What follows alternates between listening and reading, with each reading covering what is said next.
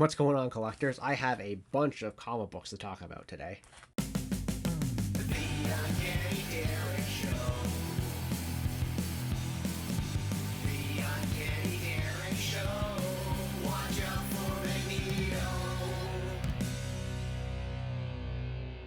And of course, if you like what you see, please don't forget to hit like and subscribe down below. So, a little while ago, I made a video about finding comic books in an attic, only I didn't really find them, and anyway, watch the old video if you like for the full backstory. I'll leave a link in the description below. Essentially, my buddy, after I did that video, came to me and said, hey, I found another box, and I found my childhood collection as well that I haven't touched since I was a child. Can you go through them all and let me know? And I'm like, sure, why not? So I did go through another box that was found in that same attic, and I went through his childhood collection, which is a lot of books from the early 90s. And there's some pretty interesting books. So I did want to go and showcase all these books that were both in the attic and in my friend's collection. So without further ado, let's just get right in. They're sitting here on my lap. So the first books were pretty early Superman books, and actually they were going as early as issue 207 right there. This one here is, again, these were the attic books, and if you remember the backstory, there's lots of mice, and unfortunately we have a lot of issues with this book. Obviously the staining's pretty bad. Again, issue number 207, the 80-page giant Superman. The book itself is just stained through, unfortunately, through the bottom, unfortunately. But it is still completely readable, and realistically, a good press could do a little bit of wonders for it, except for this lovely tear right here. Again, unfortunately, a lot of these early books are pretty badly beat up. And then we go from 207, and we jump all the way up to number 242.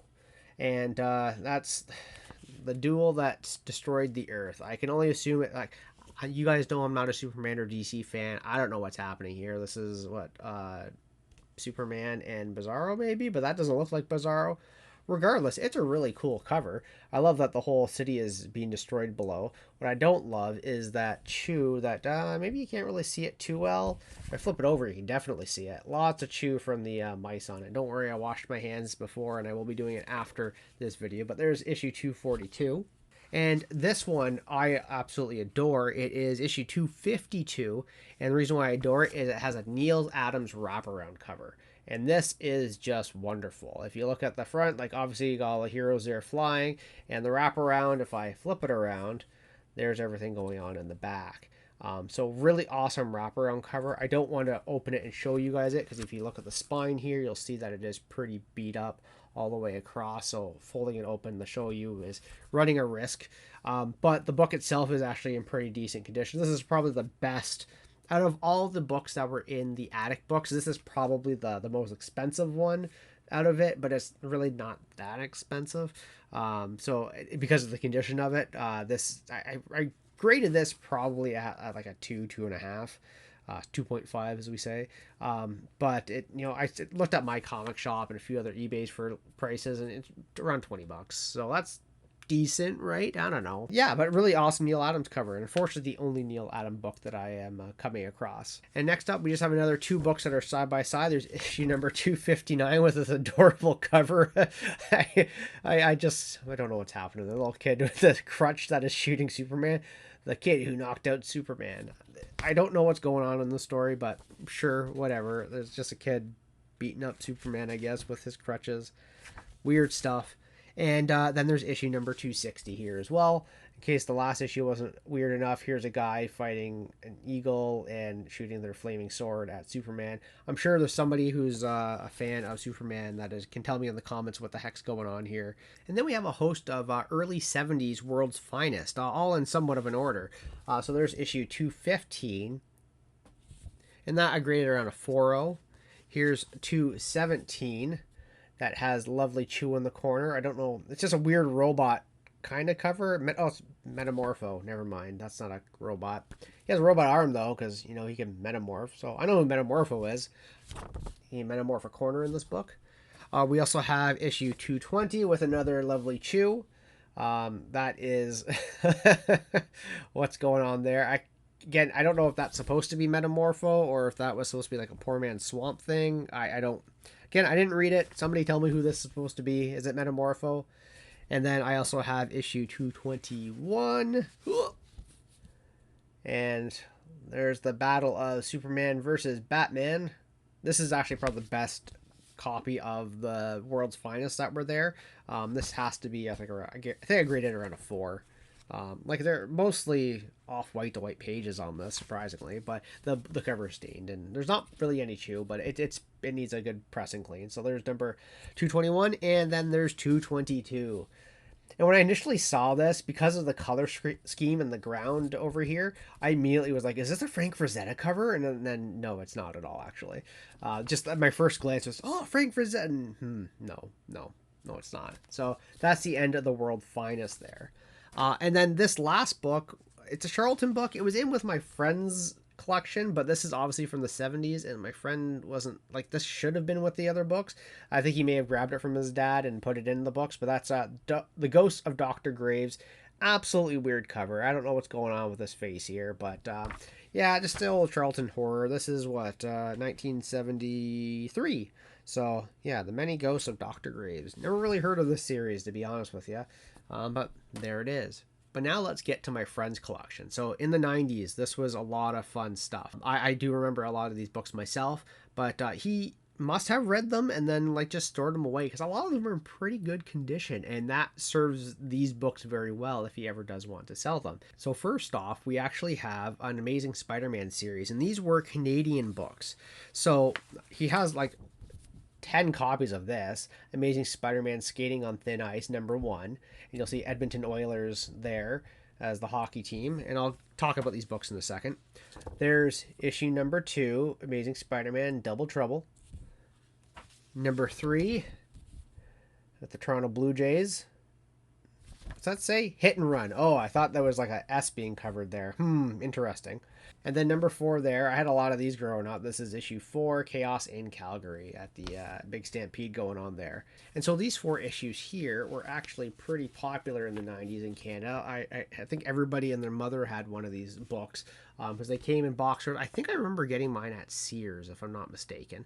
And I think they may have been a gift with purchase. Like they were that readily available. They're just handed out for free, even though they had the price tag of $1.25 on them.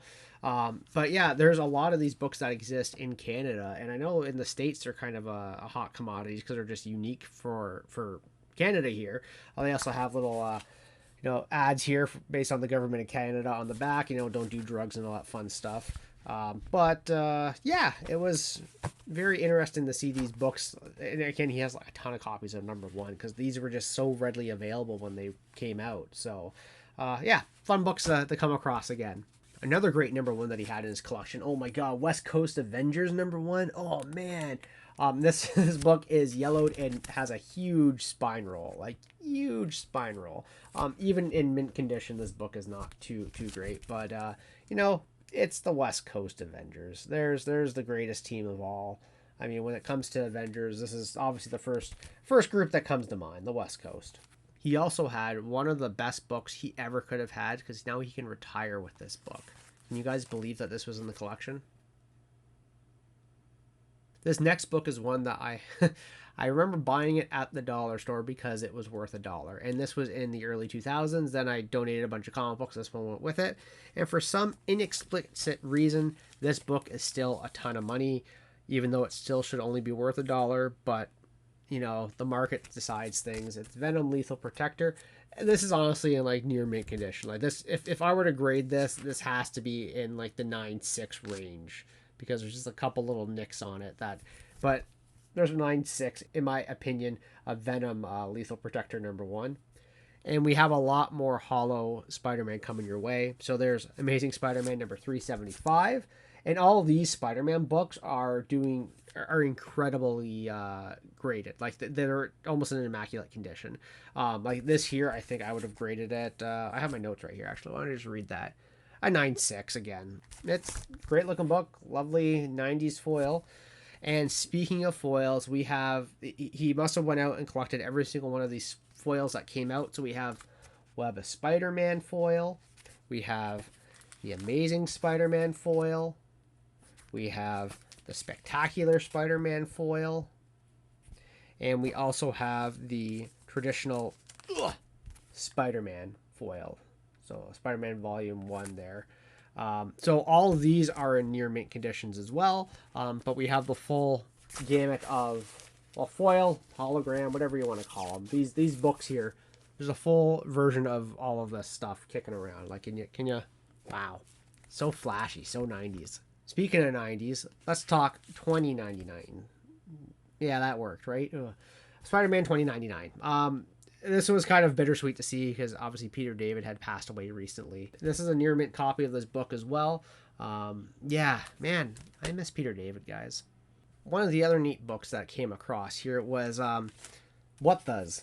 And there's a couple of these What Does, but this was the one that I liked the most because obviously it involves X-Men. And obviously everybody is doing something a little weird. Looks like Rogue and Beast just knocked Iceman's head off. You have Colossus there using Tarn X to wax himself. Wolverine's all weird. Cable, Cannonball, Archangel, blah, blah, blah. The thing I liked on the back here is it's a wraparound cover. You have Bishop firing a gun at Havoc, it looks like. And, there's the cork gun is the one gag. But I don't know if it's going to show up. But if you look at Bishop's face, he has the M on there. And there's another M over the I. And it's kind of hard to see, but it's an M, ampersand, M, and then apostrophe S. So he has M&Ms over his eyes. And it's a very subtle joke on the back of the book that I thought was really awesome. So, yeah, there's What the number 25 there. And he has number 26 in here as well. Neat little series he had. It's still in its original bag, but Ren and Stimpy number 1. And it has still the scratch and sniff sticker in here as well. So you can scratch and sniff it if you wanted to. The bag is opened, so I imagine it has been looked at. But this is still, it's still in the original bag. The book itself is a little beat up, so I know he did read it a bit. But it's not just the first one. We also have issues 2 to 9 all the way in here as well. So there's the entire, well, not the entire run, but Ren and Stimpy issue 2 to 9 all within, or 1 to 9 all within the collection here. So that was a neat little 90s encapsulation for you. There's 3 more books to show. One is just, Scream in the 90s, or late 80s, the 90s. We have Thundercats number 1. This book's unfortunately pretty beat up too. I think I graded this around a 3. What did I say? Thundercats, it's a 4. But this is the 3rd printing of the book. So, not a first printing, it's the 3rd printing. Unfortunately, I don't think these, I do know that these were not that rare when you get into the 3rd printing. So, yeah, Thundercats number 1. These last 2 books were huge surprises, and the quality of them was great too. And it's one of those things where, again, who would have known that these books would have taken off?